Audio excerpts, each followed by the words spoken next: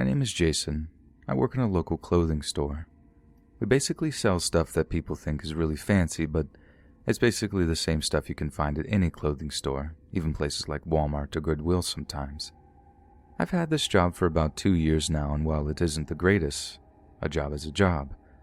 I get to earn enough money to be able to have some independence from my parents, which is really nice. This story took place in the winter of last year. It was a good while after Christmas, but I don't remember exactly when it happened. I just remember there being snow on the ground the next morning after it all went down. So I work pretty usual hours for a college student. I know I'm technically a full-time student, but it doesn't feel like I have a whole lot of classes. Maybe I picked an easy major, or maybe I'm a genius, who knows. But I don't really study and I barely do the homework, and I still manage to get pretty good grades. I remember there being a very strange-looking man that started coming into the store. He didn't seem like the usual kind of customer that we would get. Most of the people that shop at the store are at least upper middle class.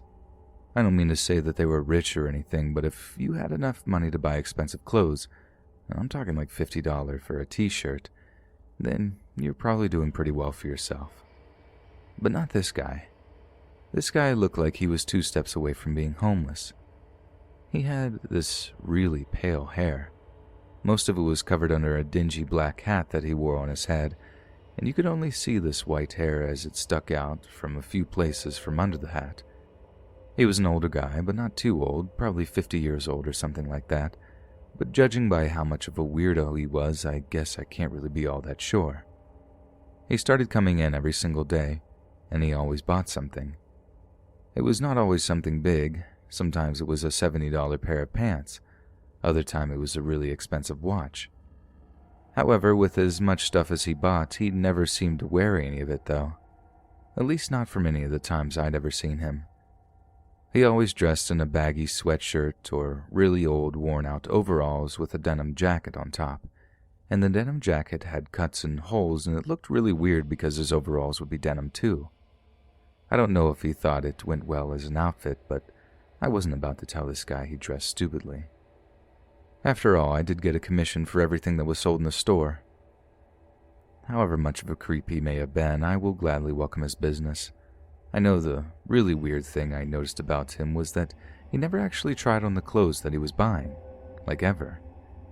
He would spend 40 minutes analyzing a pair of pants, hold it in front of himself in the mirror, feel the texture and try to look at it from different points of view, but he would never actually go into the dressing room and try them on. I thought that was the weirdest thing of all. I also remember the couple of times he wouldn't buy the item that he had been looking at, and there would always be this really musky smell to them. I know this may sound weird, but out of morbid curiosity, I would smell clothes after people tried them on after the store had closed. I can't really smell much otherwise, like I had seen this guy at least 20 different times and I never got a smell of him.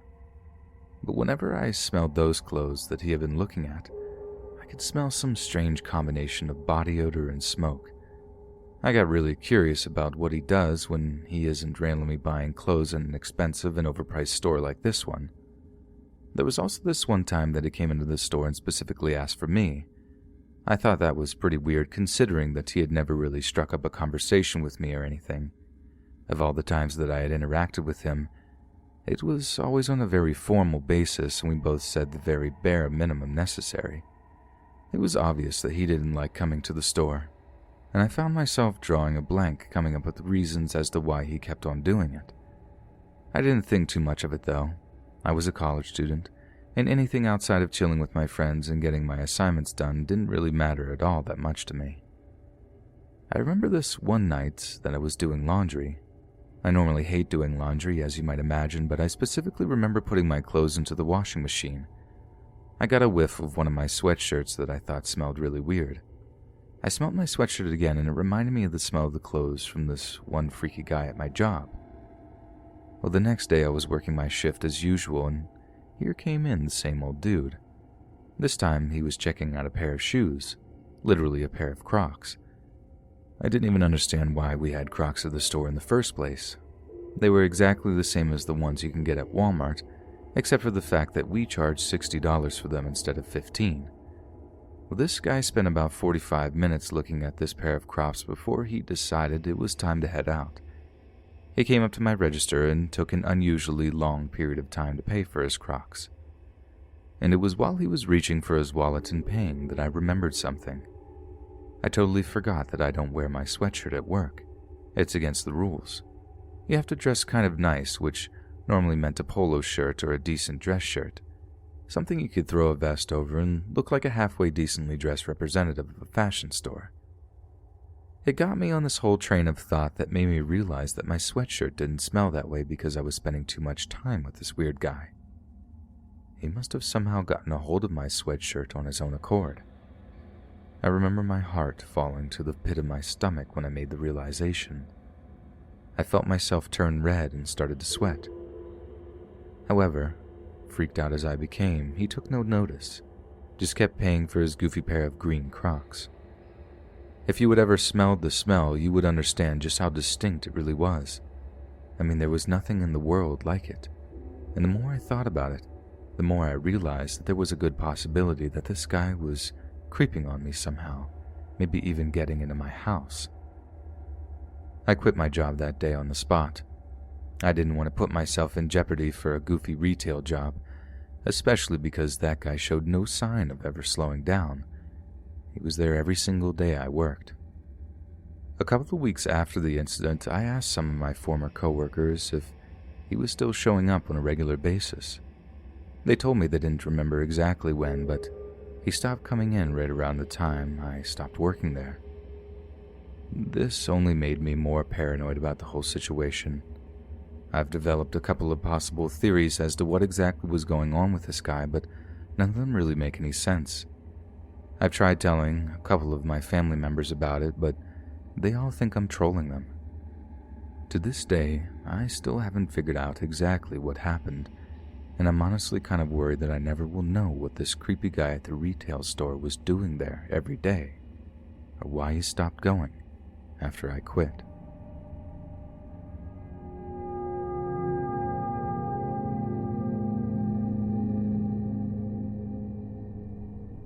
The worst experience of my life happened on June 20th, 2019. I was working at a local store. It's kind of a chain in this region of America, and I don't want to give out the name because it will make it obvious who I am. This story did get some media coverage, and as much as I want to share my story with the world in an honest way, I also want to remain as anonymous as possible. I don't want the rest of my life to forever be associated with this event, but this is how it went. My family's been struggling since 2015. My grandma got cancer, and we did our best to put her through chemotherapy. It didn't work out, and she tragically passed away that year. For some kind of legal reason, the financial burden of my grandmother's chemotherapy fell on my father. It just put a serious economic strain on him. I mean, could you imagine someone wants you to pay over $100,000 for medical treatment that didn't even save your family member? I don't understand why the system does this to people, but I'll keep politics out of this. It didn't ruin our family, but it did mean that our middle-class lifestyle was now going to be extremely difficult to maintain. There was a lot less food in the house. We weren't able to go on vacation anymore, and making ends meet was generally a struggle. I remember my parents having a lot of fights over money, and I think it put a real strain on our relationship. Well, I was in high school at the time, and I did my best not to notice.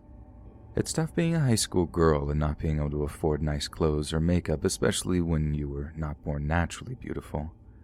I remember some of the wealthier popular girls making fun of me for dressing like a bag lady, but sometimes a sweatshirt was the only thing that I had without any holes. I was an only child, so thankfully I was the only person that had to suffer along with my parents. High school went by, and don't get me wrong, it wasn't pleasant, but I got through it. And my family survived on too. As time went on, we just found ways to cope without having money. I knew that I was going to have to start getting a part-time job in school, which I was honestly kind of looking forward to. My parents told me that they would let me use my money on whatever I wanted, which I had been looking forward to for months. And that's when I got an after-school job at this local chain store. It's kind of hard to explain. It's a weird combination of a deli, a gas station, and a convenience store all nicely wrapped into one with a very strange name that is almost notorious in this region. Well, I was enjoying my time, especially because this was the summer between junior and senior year of high school. I was excited to graduate because I had really good grades and I was already receiving scholarship opportunities, some of them full rides to very nice colleges in my state. My parents were really proud of me, and as hard as it had been, we were ultimately a happy family at the end of the day. So I pretty much worked as much as I could over the summer. I was still kind of a loner by this point, and I wanted to turn as much of my time into money as possible. So it didn't really matter if I spent 80 hours a week working because I didn't really have that much to do outside of work, especially with school being out for the summer. I remember there being a particular night that my manager asked me to work a little bit over. I normally started my shift at 6 a.m. and went home at 4 p.m. This was a pretty nice schedule, honestly, and work was easy enough that I really didn't mind. Sure, during the rush hours it could get a little hectic, but all the time in between was pretty chill. Well, my manager wanted me to stay until 10 p.m. that night. That was a lot later than I was used to, and I wouldn't have said yes, but I wasn't working the next day, so I figured why not. I also got double time for working, which made it even better. You see, the way this place works is that after 8 p.m., most of the bakery closes down and there are a lot less people on site. Normally, this time from 8 and well into the night, it's normally just enough people to run the register and get people to pay for gas. It normally means about 2 people working at a time. Me and this one guy I really didn't care for had to work this together. His name was Jeremy. He gave me really weird vibes and had made inappropriate comments. He wasn't dirty or perverted or anything, but he was just extremely offensive and never held back a nasty insult whenever he felt like throwing one at you. Me and him had a couple of instances where we argued, but by this point we both knew where we stood.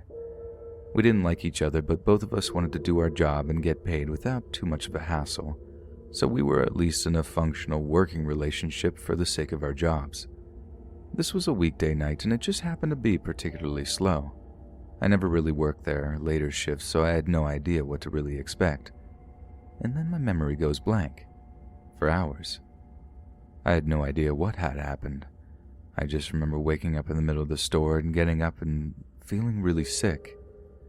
I was dizzy and confused, and it took me a few minutes to realize where I was or what had happened. I remembered as I walked across the tiled floor, I heard a deep crunching noise beneath my feet. I didn't look down. I was too dazed, but I assumed that they were M&Ms or some kind of candy. After walking outside, I got even more confused than I already was. I went back inside and saw blood. I looked down at my shoes and noticed that I was covered in a thick, dark red liquid. I started hyperventilating and called 911. They were there within minutes. I was rushed to the hospital, and that was that. It was only a couple of days after explaining everything to the police that I pieced together what had happened. When I was at the hospital, they found drugs in my system. This surprised me because I didn't even smoke cigarettes.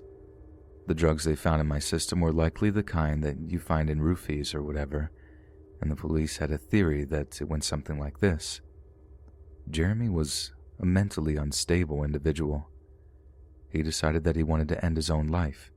He was kind of obsessed with becoming infamous. He even ran a whole bunch of social media accounts where he was desperately attempting to become a celebrity. Well, he figured the only way he was ever going to become truly famous was if he committed some kind of horrible crime in some terrible fashion that shocked the world. And he decided that it was going to be that night with me there. The police believed that as crazy as he may have been, he wasn't a fundamentally violent person, so he couldn't bring himself to hurt me or anything else like that. But he did have a plan. He slipped a roofie or some kind of drug into my monster that I'd been drinking during that shift. After I passed out, he shot himself in the head staring at the security camera. He even set up his smartphone on a tripod to capture it in hope that it would be used as footage on the news. I'm pretty sure they did actually use it. And when I had woken up, the crunchy stuff on the floor, or fragments, was his skull.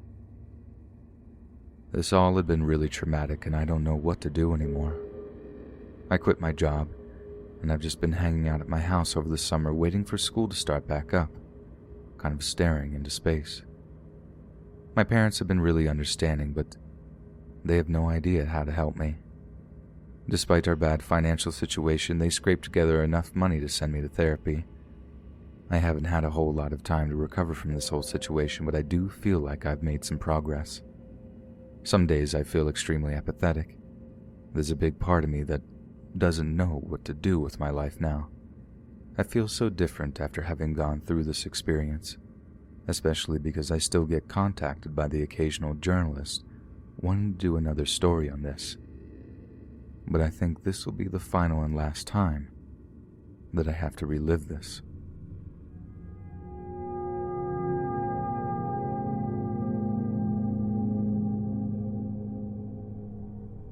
This is a somewhat horrifying but also hilarious story that happened to my best friend.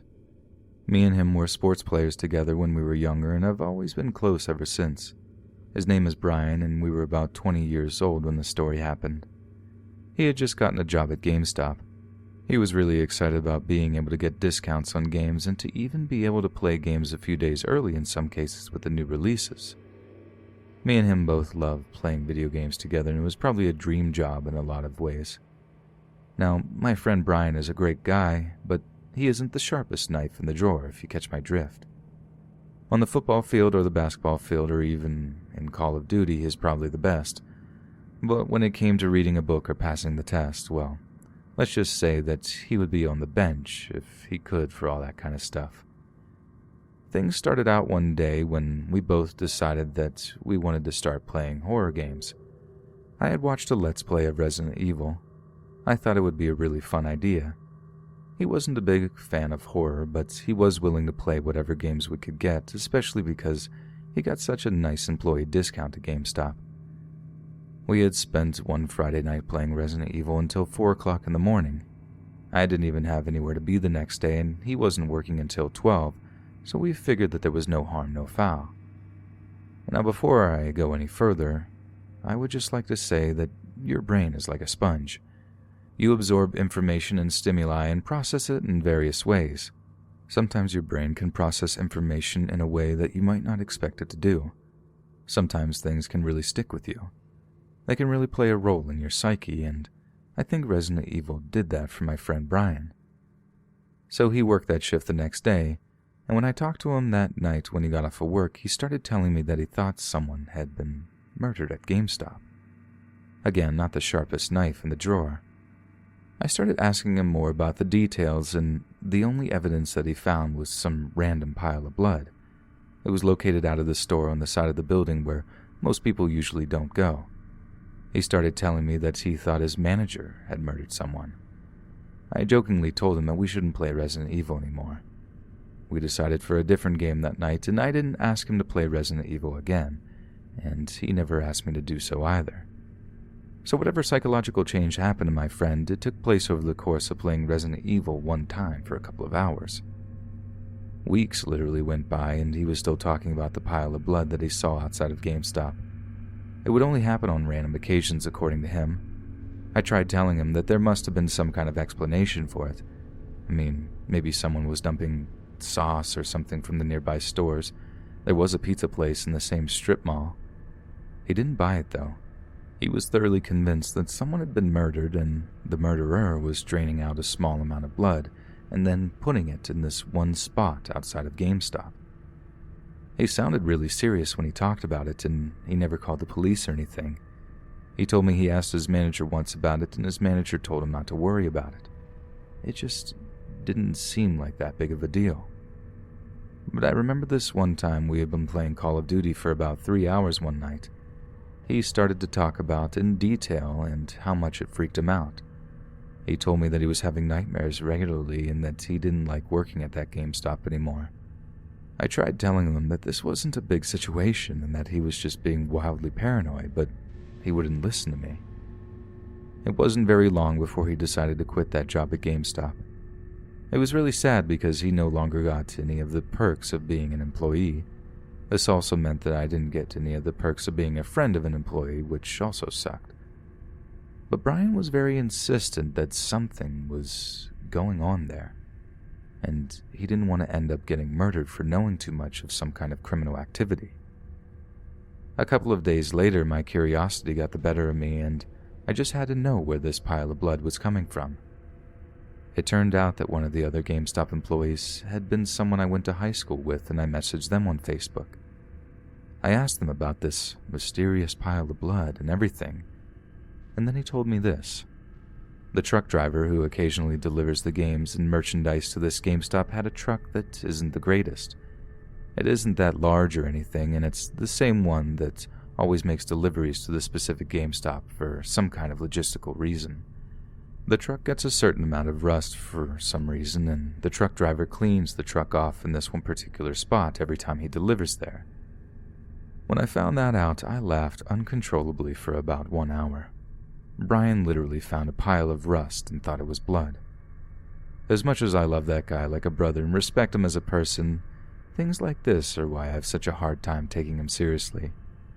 I only just messaged this guy on Facebook a day ago, and I haven't spoken to Brian since. He works at a restaurant now, and it's been really busy there. I'm not sure if I should even tell him, though. A part of me really wants to tell him and make fun of him, but I don't want to hurt his feelings too bad. I might low-key send him a link to a video about rust and see if he connects the dots. And that's the story about my friend Brian, who isn't the sharpest knife in the drawer, and how he was convinced that people were being murdered and their blood was being dumped outside of GameStop, but was actually just a pile of rust.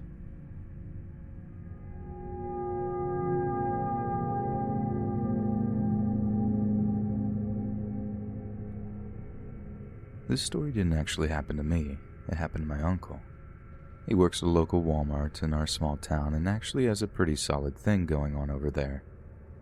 I know Walmart might not seem like the best place to work, but they actually pay their staff pretty well, all things considered. He's been working there for about 10 years now, and I think he's the assistant manager or something like that. I do know that he has seen a lot of weird stuff during his time working at Walmart. Everyone knows about how weird the general public can be, especially at places like Walmart. He's told me a couple of stories that I thought were either really funny or downright creepy. But I think this one has to top them all, because ever since I heard it, I haven't gone back to this Walmart. I don't want to after knowing this. What do I do when I have to buy stuff from Walmart? I drive to the one in the next town over. And I'm not even kidding. You could literally ask anyone that knows me, I actually do it. I know my uncle wasn't trying to scare me when he told me, but I can't unsee this entire event taking place. And I'm pretty sure the only reason he actually told me in the first place is because he thought I was into horror stories or whatever. Maybe I was before this entire thing, but not really anymore. So he started off by telling me that he was trying to climb the corporate ladder at Walmart. He wants to eventually become the manager for this local store in due time, but that means putting in more work and more effort than everyone else for a very long time and hoping that your energy is rewarded. One of the things he regularly had to sacrifice was a normal sleep schedule. They don't force you to work night shift, but one of the best ways to climb that corporate ladder, at least at the local store, was to volunteer for the night shift. I think he made a few dollars more an hour, but it was never worth it. You can't really have a life outside of work when you work from sundown to sunup. This story took place on one of those night shifts a couple of years back. It was a warm summer night, humid as you could imagine, and as you might imagine, there isn't much going on at Walmart late at night. The only reason it's even open is because if it wasn't, there wouldn't be any other stores in our town open at that time. He was the senior-most person on site that night, so if something went wrong, it was his responsibility, and if he couldn't handle it, he would have to call the store manager, which is never a good idea if you want to be on their good side. Well, one of the other workers had just brought in a few shopping carts, but they noticed something weird in the parking lot. There were 7 or 8 vehicles parked on the far side of the parking lot, and it looks like people were doing something. This other worker never specified what that was, but they were concerned enough that they asked my uncle to look into it, and so he did. I remember him telling me that it was really unusual to have people there at such a late time.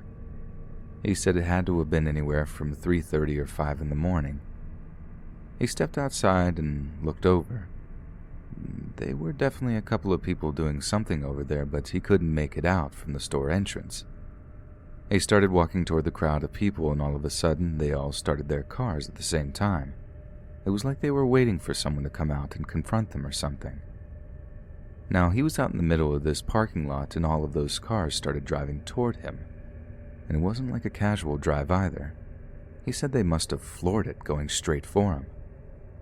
At least a few cars, too, so he couldn't jump anywhere.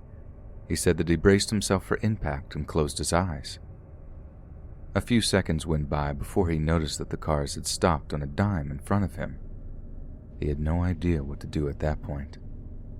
He was just standing there, looking into the dark-tinted windows of these mysterious cars in the Walmart parking lot being driven by who the heck knows who. He said that it was at this point that one of them rolled down the window and threw something at him. It hit him on his leg, and he was trying to determine whether or not he wanted to run back to the store or try to fight for his life. He was really expecting them all to get out of the car to attack him. Thankfully, that attack never came. He stood there for another few seconds before they all sped off into the night. When he looked down to analyze the object that they had thrown at him, he was mortified. It was actually a decapitated head. And even worse, it had no skin. You just have to imagine the way a human head looks without any skin. He threw up and fell to the floor.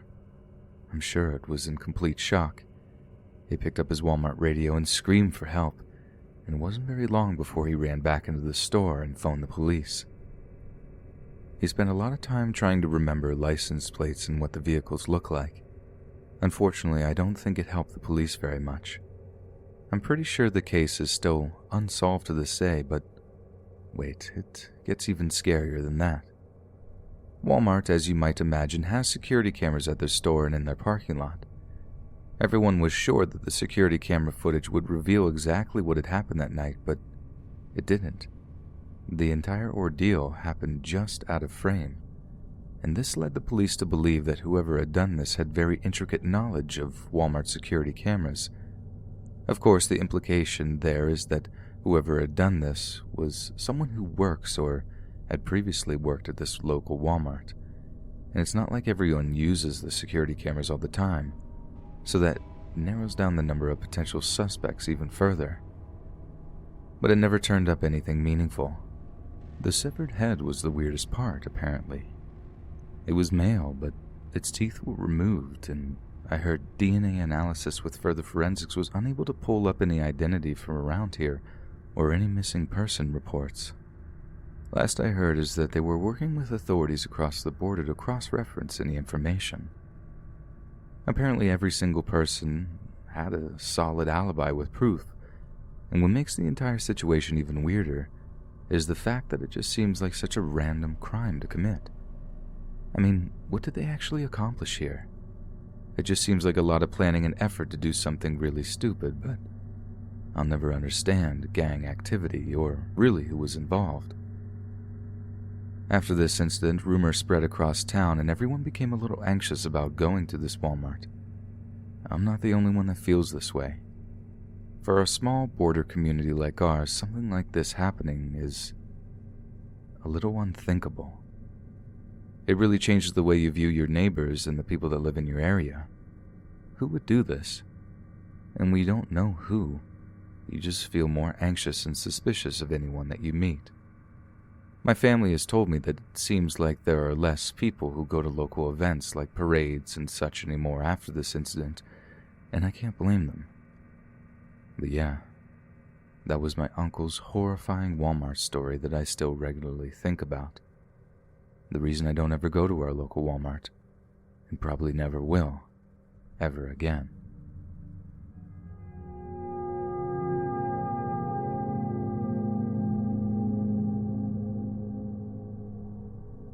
I've been working at a clothing store in the mall for about 5 weeks. I was your typical high school graduate who wasn't sure if they wanted to go to college or not. I was just kind of working because I didn't really have anything else to do. A little background on me. I'm a pretty large guy. I'm 6 feet tall and I'm not some kind of gym freak, but I do consider myself more fit than most. I probably work out 3 or 4 times a week, and this has honestly been really cool, kind of being seen as the tough guy, I suppose. The day this happened, there were a lot more people than usual. I remember there being customers everywhere, and it just felt like there was no ending the day. I remember me and my coworkers rushing around and having this feeling of, wow, we don't have enough staff for this. It eventually slowed down as the day came to an end, and it was always nice because you kind of get a cool down. That is, if you work the entire day like I do. This happened during that slow. When it was somewhere between the late afternoon and night, probably had to have been about 6 or 7, the sun was still out, seeing as it was still summertime. A man, who was even taller than I was, walked into the store, and from the second he stepped foot on the premises, I knew that he had bad intentions. His body language was sending out a lot of freaky signals, and I started getting ready for some kind of confrontation. As much as I hated these kind of things, I knew that everyone was going to look at me to save the day, considering most of my other coworkers were female, and the only other guy was kind of small. The ominous man that had walked into the store was wearing a black sweatshirt and a dark pair of jeans. I at least remember that much. He walked over one of the clothing racks and literally threw it to the floor. Everyone in the store turned and looked at him, and he just kind of stood there for a second. I yelled and started walking over to him, and I saw him reach into his pocket.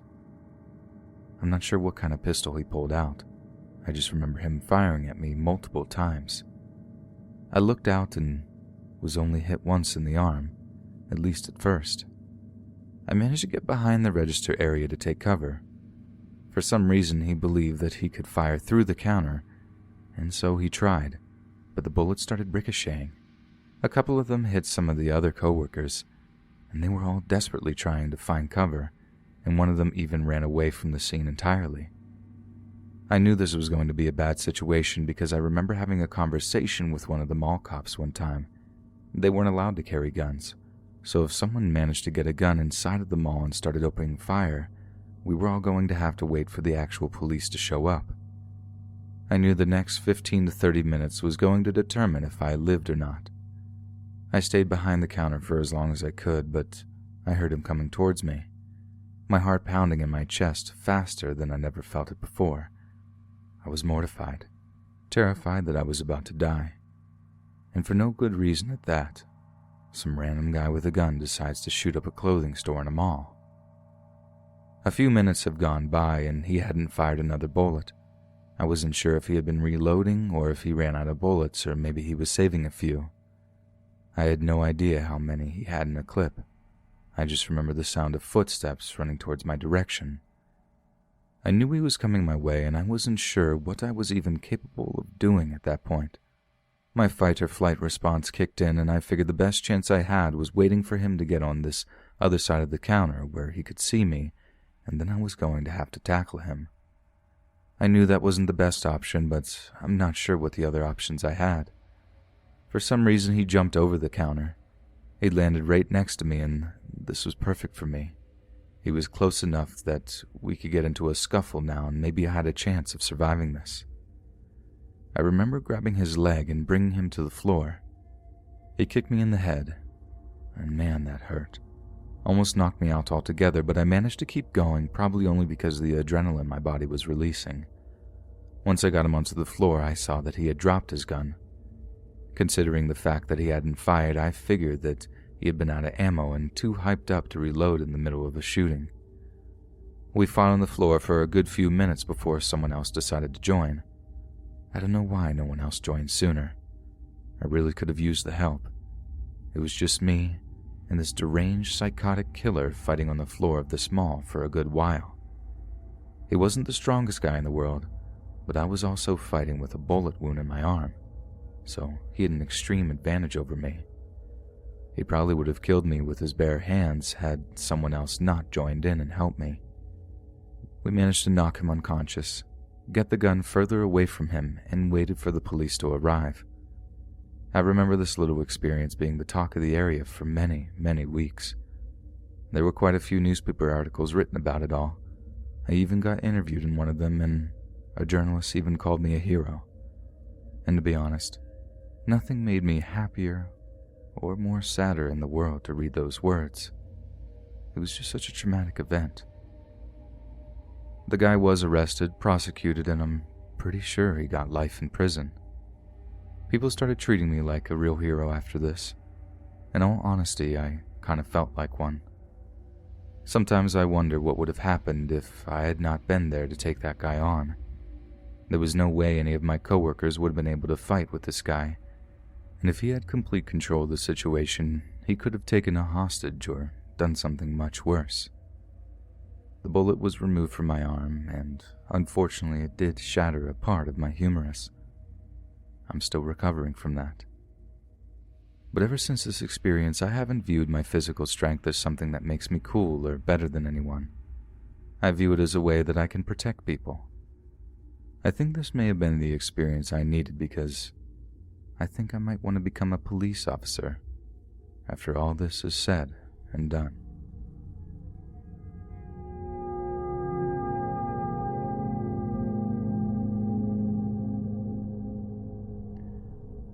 So my mom's workplace was shot up a couple of weeks ago.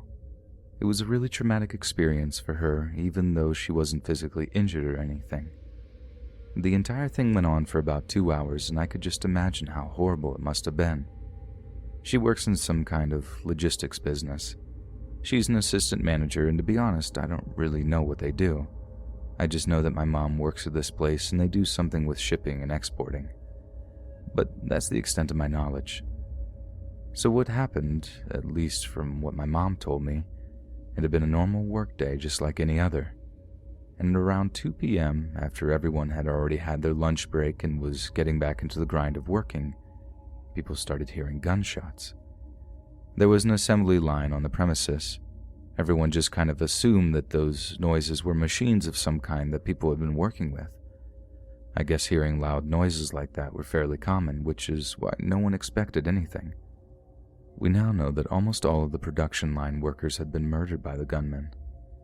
No one knew what was going on there, and quite a few of the guys had noise-canceling headphones in anyway. From the gunman's perspective, that was the first and most logical place to start. After he had done this on the production line, he made his way to the main office. And to understand the route he took, you need to understand a little bit about the layout of it all. You see, he had to make his way through the regular offices where all of the normal workers were. The typical data entry positions and things like that were in front of the main management building. The management building, for lack of a better term, was where the higher-up workers were located. This included the marketing department, IT, and other businessmen and stuff like that. The guy's aim was to get to that management building and eliminate as many people from there as he could. This is where my mom and some of the other workers in the main building lucked out. Someone had just happened to be walking inside of the regular building out front, and they'd been taken hostage. He used this hostage to make his way out into the management building and didn't harm anyone as he passed through.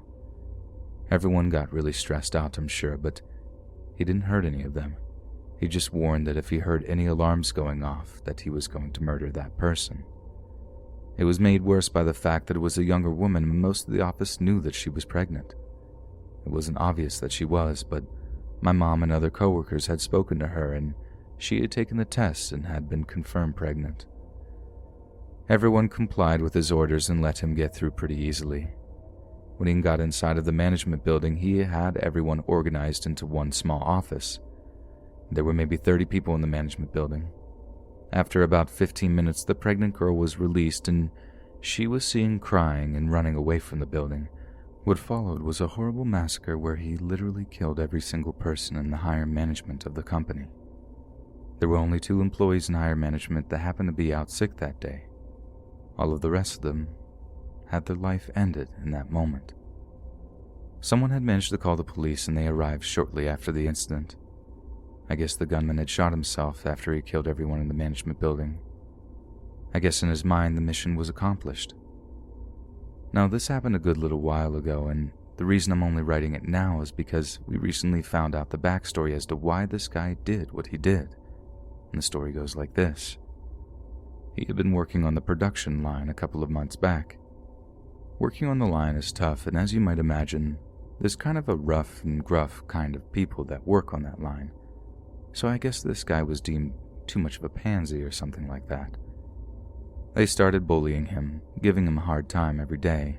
I guess that's what you call it. It sounds weird to say that about adults, but I don't know what the other word you would even use. He didn't handle the bullying very well, and as time went on, the other guys on the production line started messing with his work. Like they would mess with the work that he had finished.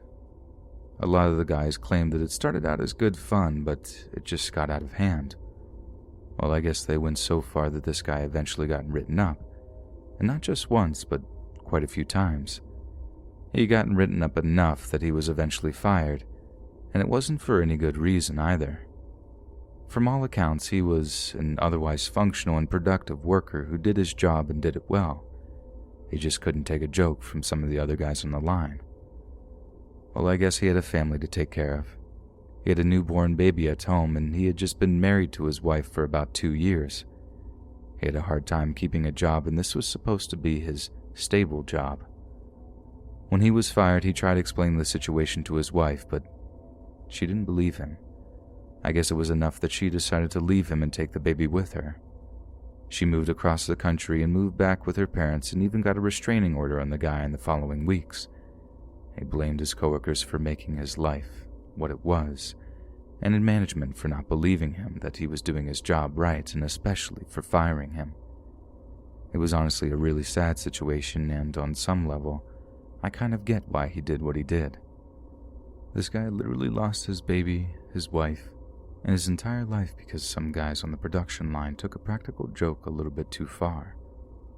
The worst part is that my mom had actually spoken to him a few times while he had worked there. She said he was the nicest guy from the production line because he didn't curse or talk down to women. I know that she didn't know him well, but the fact that this guy was at least a halfway polite person in normal situations makes me even more sad about the entire situation as a whole. As you might imagine, the company is shutting down this location. They haven't been able to find enough people to replace all the management positions that they tragically lost that day. And it makes sense.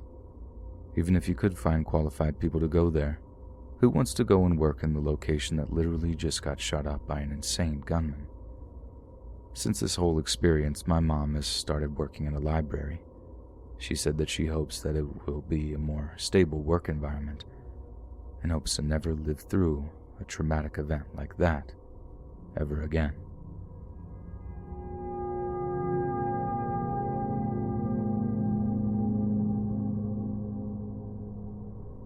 So, I have this friend. They're a little bit off the walls. One of those conspiracy theorists, very much into the paranormal types of people. I'm talking about the kind of person that watches the X-Files and thinks it's probably true.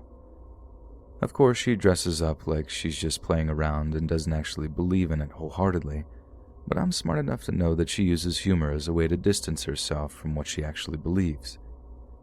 I think some of the crazy stuff that she says she actually thinks. No, this isn't to disparage her or anything like that. She's an otherwise really nice person, and she only starts talking about this kind of stuff once you get her going. Sometimes we can go days without ever talking about ghosts or aliens or anything else like that, but if someone starts talking about feeling a spirit in the room, that's the end of it for the night. I just wanted to give you that background because I feel it's very pertinent to the story. Well, this particular friend happens to work at Walmart. There have been a lot of recent changes lately, and what happened is that she got stuck on the night shift. I'm sure you can imagine how this went.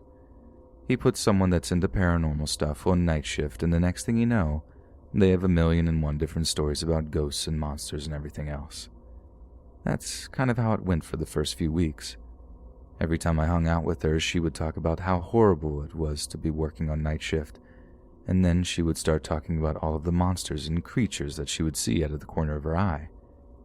I just remember thinking to myself multiple times if she actually believes that she sees stuff while she's at work.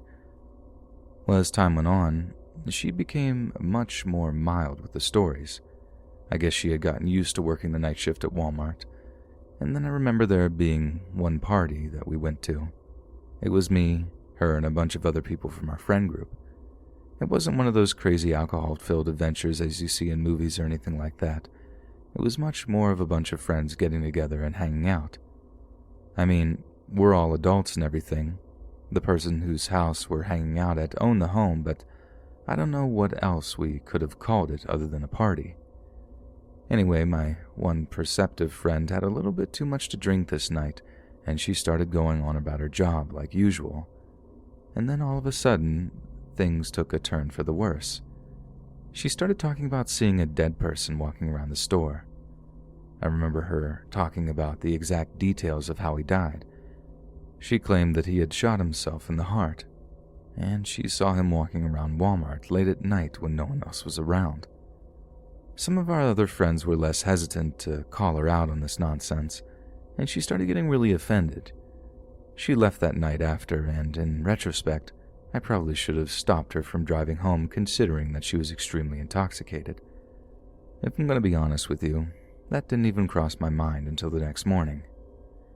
This guy that ended his life by shooting himself in the heart became the only thing she ever talked about when it came to the ghosts and whatnot of her night shift job at Walmart. I found it really strange. It was one of the less believable stories that she would tell us about. I mean, she would always talk about there being a pack of wolves in the forest on the other side of the Walmart parking lot, but it just didn't have the same glamour that that story about the guy did. The thought of there being some zombie walking around Walmart at night that only she could see seemed ridiculous as it sounds, and I just kind of chalked it up to her own mental problems for it all. Well, a couple of months went by. She was still on this, guy shooting himself in the heart guy kick, even after all this time. I decided to do some research on this specific Walmart to prove her that no one had ever died or near the premises, especially in that way. I remember getting my laptop out one night and Googling this local Walmart's address. I'm going to spare any identifying details for obvious reasons. I read about every single death that had occurred on this premise since the place was built in the 1980s. I read about one guy who accidentally died of a stroke in '85. I read about there being a terrible accident with a forklift about 7 years ago. And I didn't see anything about some guy shooting himself in the heart or anything of that nature.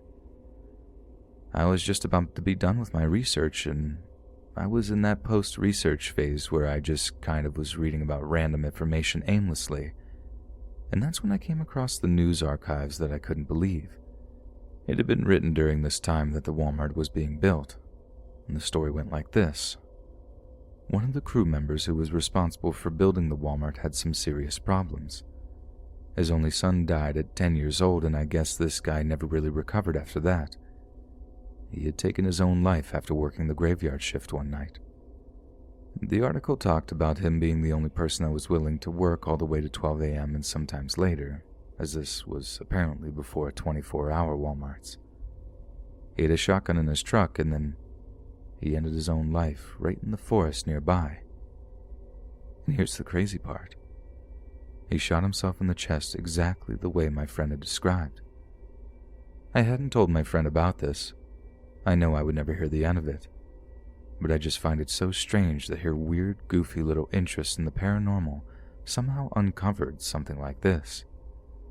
Now every time she talks about ghosts or the paranormal, I make sure to start listening for something that might be true.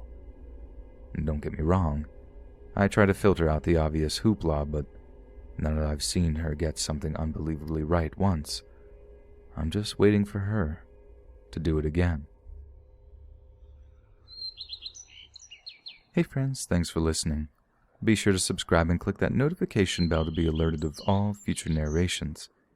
If you got a story, be sure to submit them to my subreddit, r/letsreadofficial, and give and receive feedback from the community, and maybe even hear your story featured on the next video. And join my Discord to interact with me and other listeners directly. And if you want to support me even more, grab early access to all future narrations for just $1 a month on Patreon, and maybe even pick up some Let's Read merch on Spreadshirt. And check out the Let's Read podcast, where you can hear all these stories in long compilation form and save huge on data, located anywhere you listen to podcasts. Links in the bio. Thanks so much, friends, and I'll see you again soon.